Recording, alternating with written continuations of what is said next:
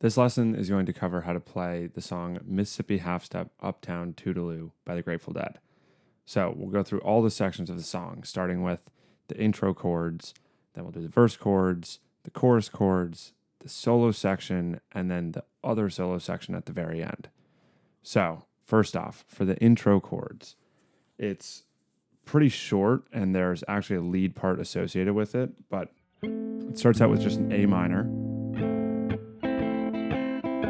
And then it's an A minor major 7 chord, but this is a theme that I want to just sort of, show right now because you'll see it in a few different other points in this song. But you can think of them as actual chord shapes, but it helps me to just think about a descending bass line. So if you take an A minor chord right here, right? Then you make the A minor major 7 chord. All you're doing is taking this A bass note and flattening it down to a G sharp, right? So that's the only thing that's changing. It's helpful because then the next chord, which is just an A minor 7, you're reducing that bass note down to a G again. So it's just, right, it's just moving down like that. So the first 4 chords of the intro are just the bass note being lowered chromatically by a half step. So A minor, so then the A minor major 7, then the A minor 7, and then a D9, but it's still the same sort of thing where this triad is staying the same the whole time from the A minor, and you're just lowering that bass note by 1 fret. Then the last 2 chords in the intro are a D7 and a G7. So it sounds like this.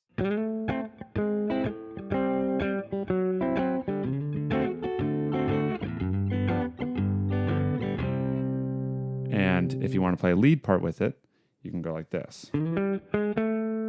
So you're sliding into the 7th fret of the 5th string, then playing chromatically from the 5th to the 7th fret of the D string. And then following the bass note.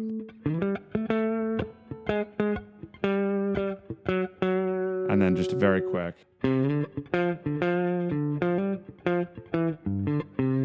line right there, where you're going to slide into the 5th fret of the A string, hit the 3rd fret of the D string, and then just walk down a C major scale from the 5th note down to the 1st. So.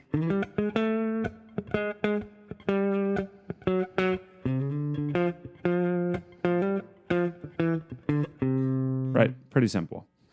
If you're enjoying this tutorial, there's a lot more waiting for you in my online course called Tough Club.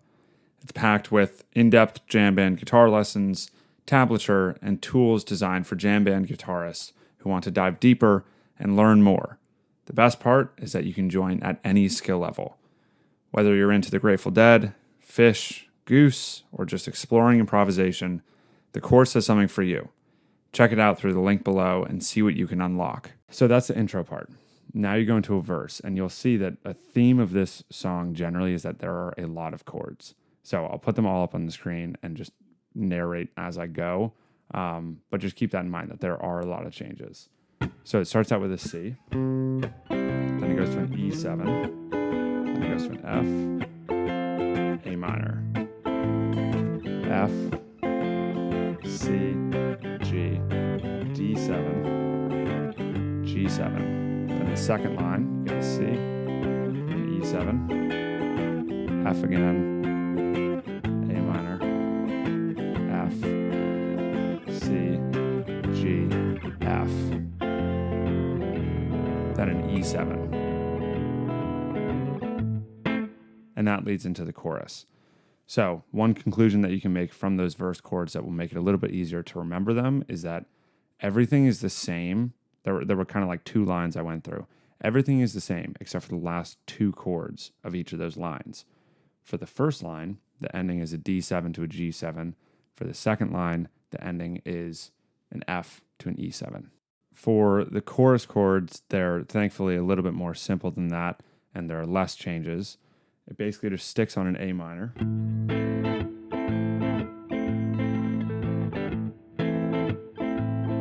And then it'll go to an F, to a C, G. It does that 3 times.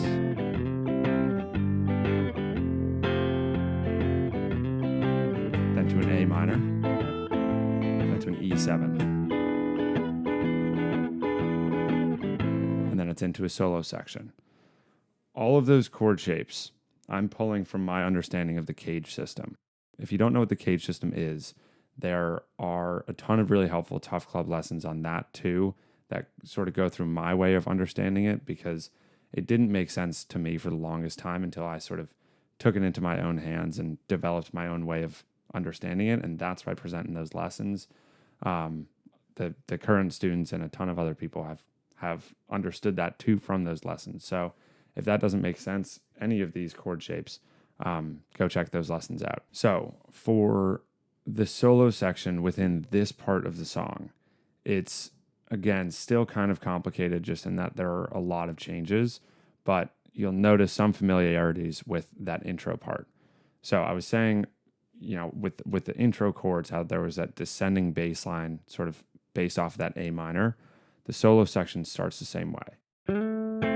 You have this A minor, then the A minor major 7, then the A minor 7, then a D9. Now, the second half of this first line of the solo is an F, then a D minor, B7, and an E7. First part repeats.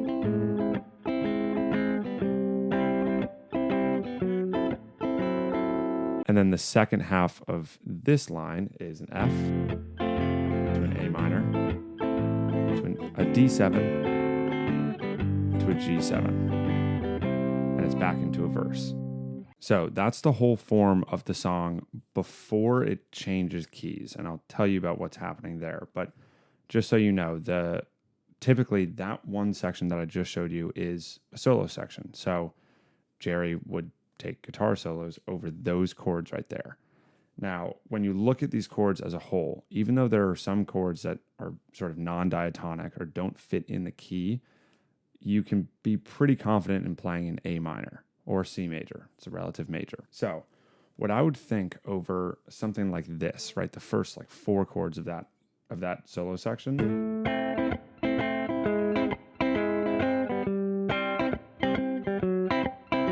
is that you can actually just follow that bass note changing with, individual notes here. So you could do like,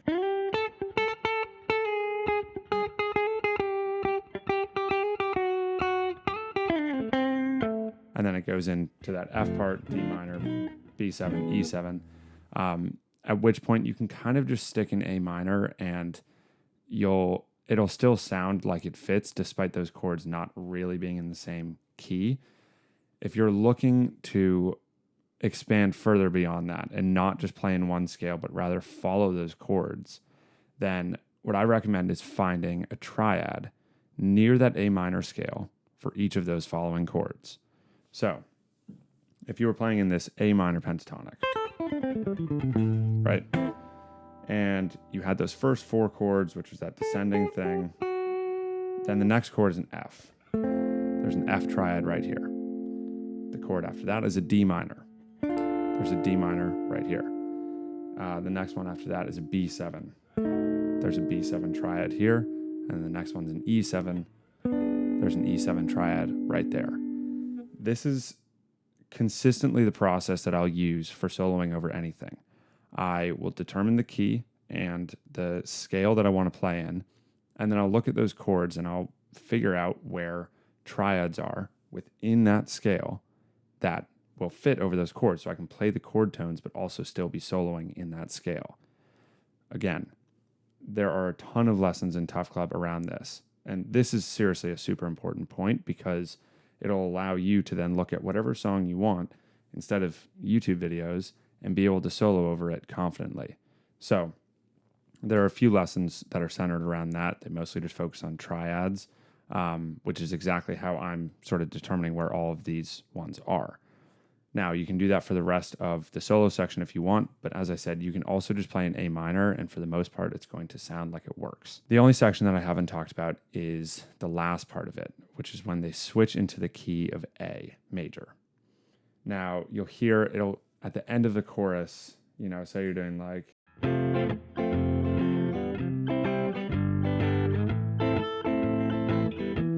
right? And sort of ending on this E7, kind of hang on it for a little bit.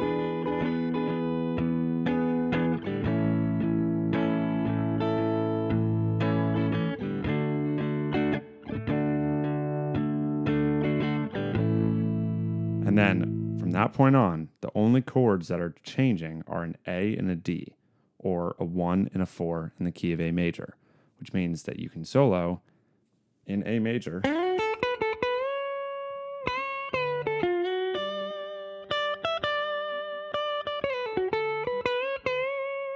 right? And it'll sound, a little bit more pleasing than just playing that A minor over that solo section, because in this case, you're 2 chords and it fits perfectly with A major. It's a 1 to a 4, so you can use the same process that I talked about before with determining the scale, finding a triad, and then using those triads as chord tones, basically. So if I went to A major, right, and I knew that we were playing over a 1 to a 4 or an A to a D, here's an A triad right here. Here's a D triad right there. So if it were like,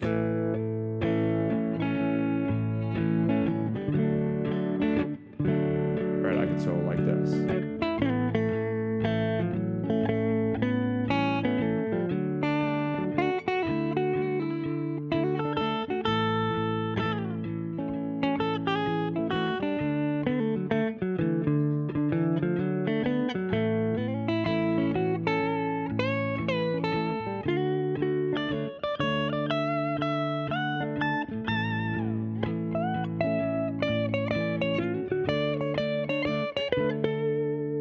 So on and so forth.